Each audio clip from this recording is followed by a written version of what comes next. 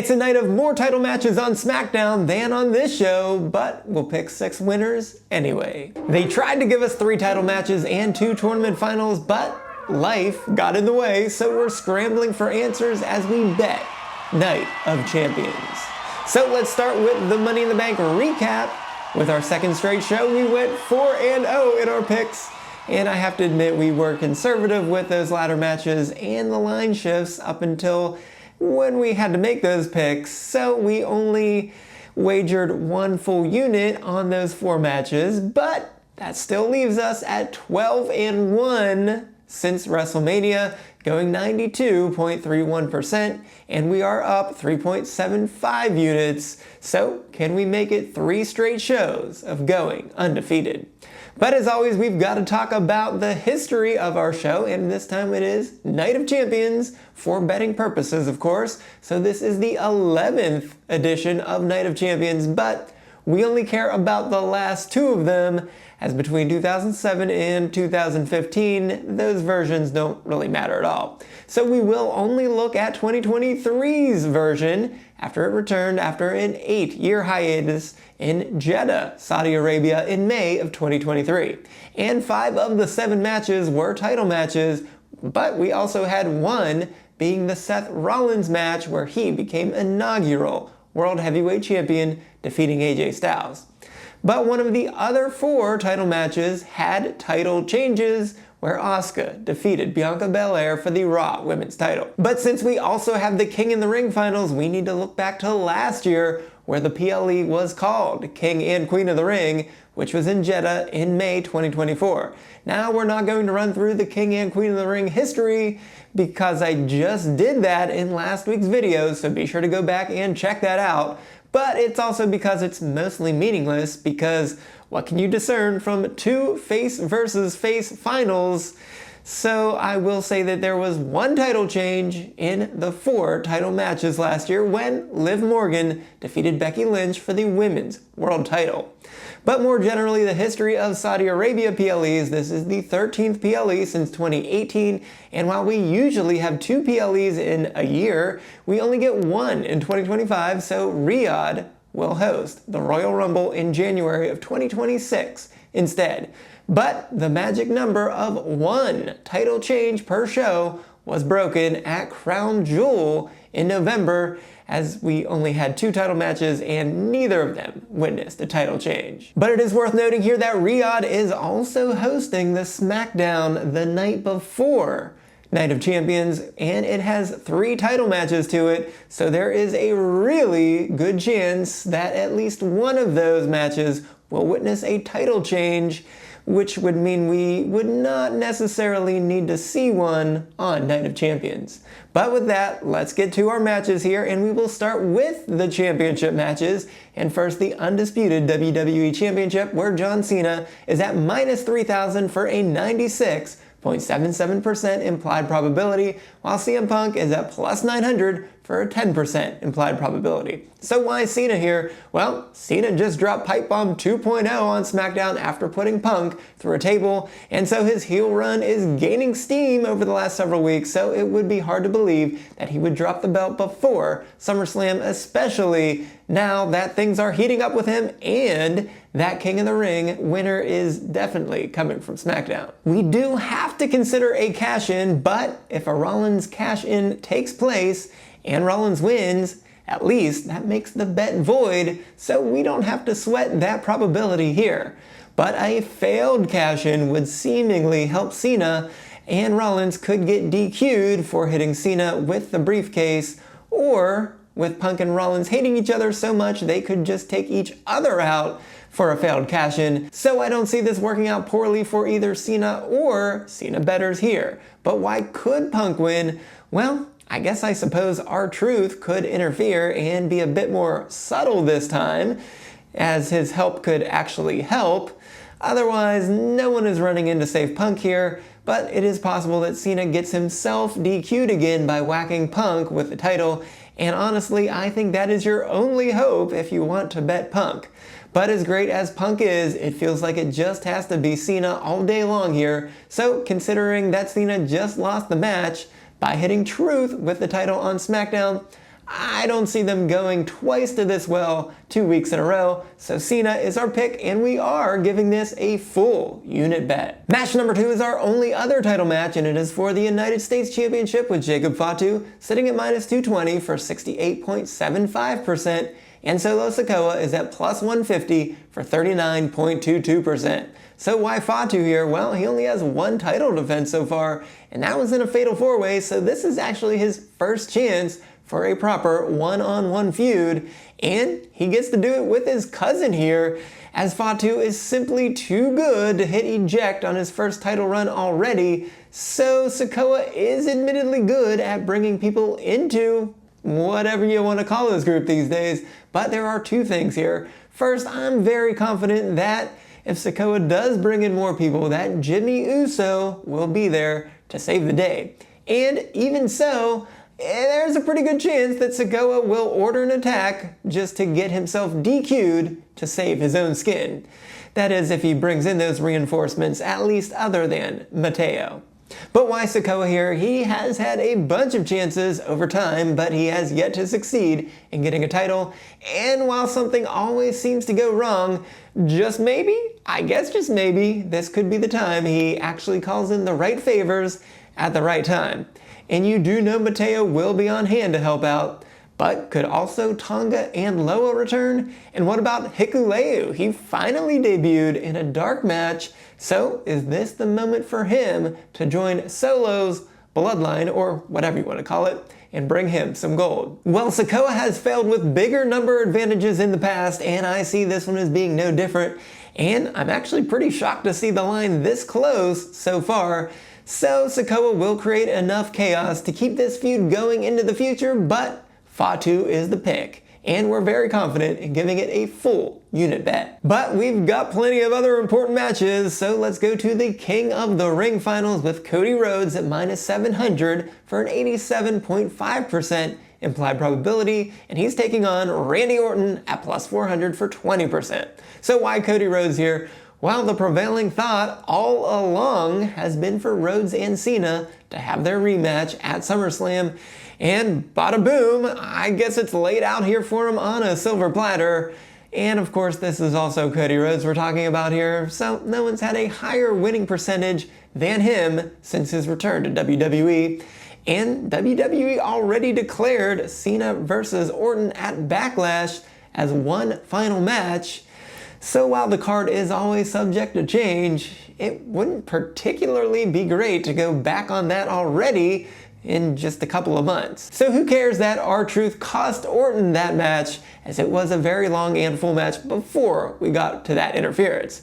And we also had Rhodes and Kevin Owens starting off as a two faces feud, so could we just repeat this here with one of them turning heel soon thereafter?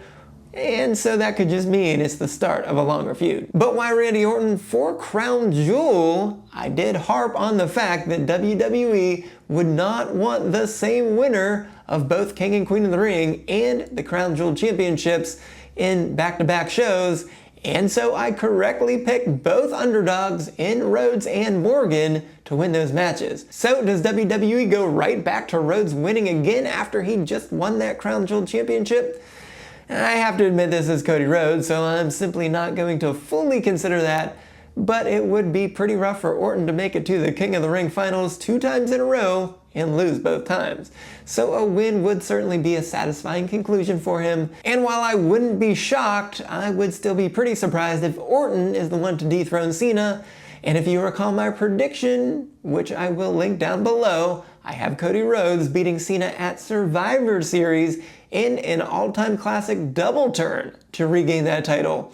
So holding off on the Rhodes rematch is so much better than just already having it at SummerSlam, and that is indeed what I hope WWE will do right here.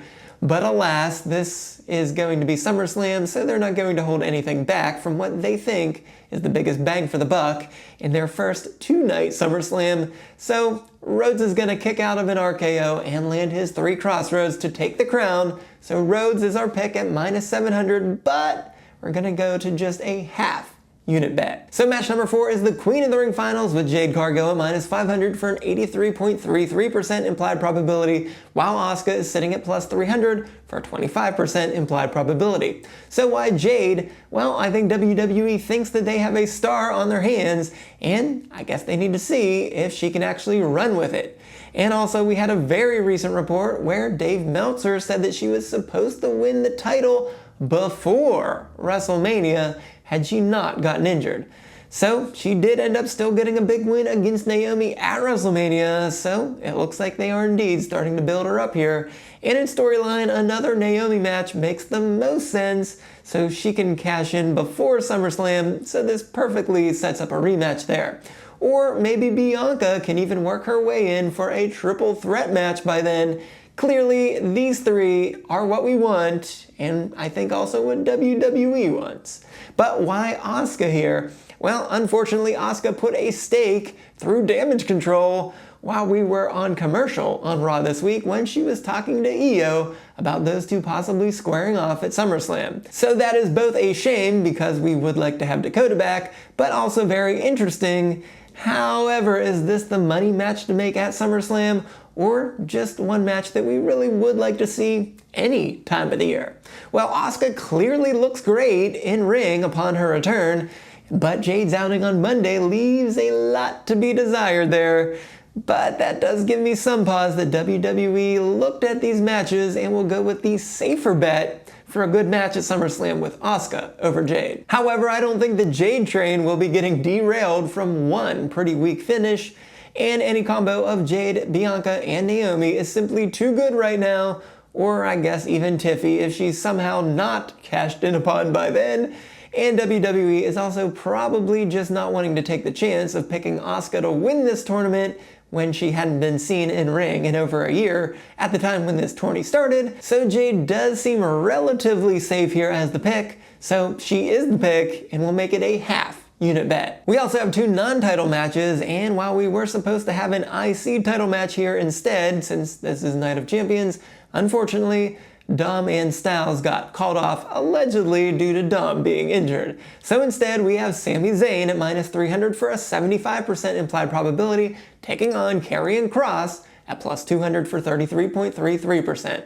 So why Sami Zayn here? I guess this is his consolation prize for losing to Orton, and of course the Saudis love this guy and he loves him back, and he did indeed win all 3 matches in Saudi Arabia since he started wrestling at these events. And he also indeed helped the OG bloodline fend off the new bloodline at Crown Jewel, even though he accidentally haluva kicked Roman Reigns during that save.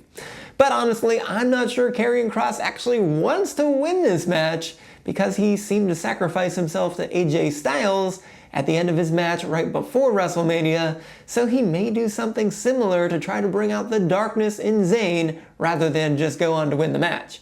And we may just catch a glimmer of that in this match, so Kross will have something to hang on to on Raw following this show. And Karrion Kross's contract appears to be expiring soon, so maybe they won't re-sign him and he simply will be fodder for Zayn on Kross's way out of the company. Which I will say we absolutely do not want to happen, because Kross has been amazing in these backstage segments, but WWE doesn't always care too much about what we want. So why Karrion Kross? Well, like I said, he is doing a great job backstage, so it's time to let him do this in ring as well. He actually has no TV matches since the Andre the Giant Memorial Battle Royal, though I will say he has won his last 3 matches on Main Event. So maybe that's something. And they also gave him merch added into the in-ring stands recently, and he even got new merch online this week. So I guess maybe that's something as well. So I think Kross's goal here is indeed to turn Zayn heel so that he can find it within him to win that title.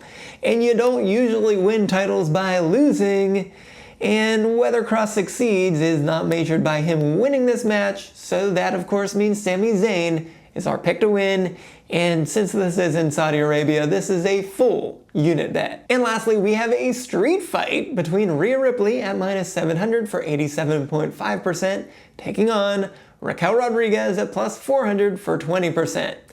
And why would we go with Rhea here? You know that Rhea always wins, right? Mostly against anybody, but definitely against Raquel, as she is 7-0 against Raquel on the main roster, which includes a recent Anything Goes match in December, and I'm not sure that there's anything different between an Anything Goes match and a street fight.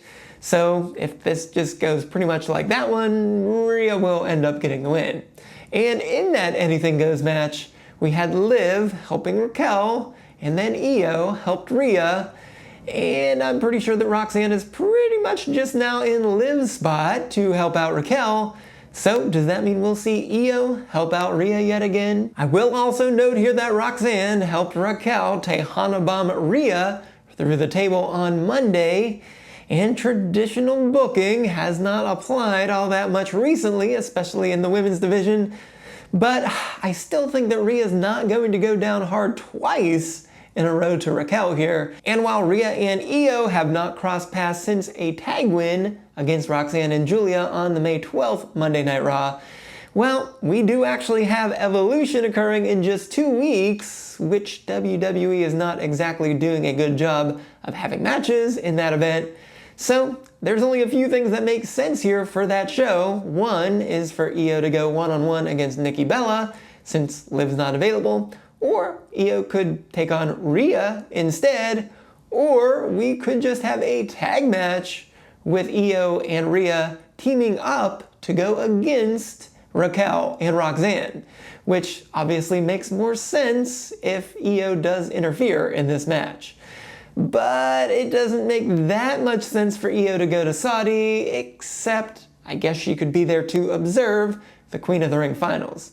But hey, why not? But why could Raquel win this one? Well, if Io doesn't show up at all, then it will certainly be difficult for Rhea to beat both Raquel and Roxanne, because it's a near certainty that Roxanne is going to do something here, and Roxanne needs to not completely mess this up if Roxanne and Raquel are going to be declared as the new tag team champions, which, I mean, they simply have to do that, right? Since they literally just did that with Bianca and Naomi a few months ago. And with the street fight, well, Rhea can't win this one by DQ like she did versus Liv at Bad Blood in that shark cage match. So yeah, if Io's not there, I guess Roxanne really could just help Raquel win this one. But I think WWE is simply in a pickle here now that Liv has an injury, and it's been reported that they ripped up everything and started over. And since Rhea is always the right answer to be put into big matches, Rhea is simply going to need to be heated up here, and she's going to remain undefeated against Raquel with Io's help. But still, after all that, with Roxanne's potential involvement, Rhea is definitely the least confident of our picks, so we're only going to go with a quarter unit bet. Well, it's another PLE and another set of picking all favorites, and I am annoyed with myself for doing this. But we're trying to be right and win some money. We're not trying to be cute with our picks like some others just might be doing. And believe me, I'm not just picking favorites so I can have the greatest winning percentage. I really do think those are going to happen, because the last time we were in Saudi Arabia, I took 4 underdogs in that event, and I did indeed at least hit both Crown Jewel champions who were both underdogs. But I just don't see that happening this time, so instead we're going to put a lot of units at risk. So here's our recap. We've got John Cena for a full unit, Jacob Fatu for a full unit, Cody Rhodes for a half unit, Jade Cargill for a half unit, Sami Zayn for a full unit, and lastly, Rhea Ripley for a quarter unit. So we are putting 4.5 units at risk. Please remember to never bet more than you can afford to lose, but even though I won't be able to see this one live, be sure to tune in at a special start time of 1 p.m. Eastern on Saturday. But if you missed this week's Stop the 10 Count, be sure to go over here and check out me talking about Cena's Pipe Bomb 2.0 and those King and Queen of the Ring semifinals. But until next time, I am the SportsZu, and this is a podcast that still needs a new name.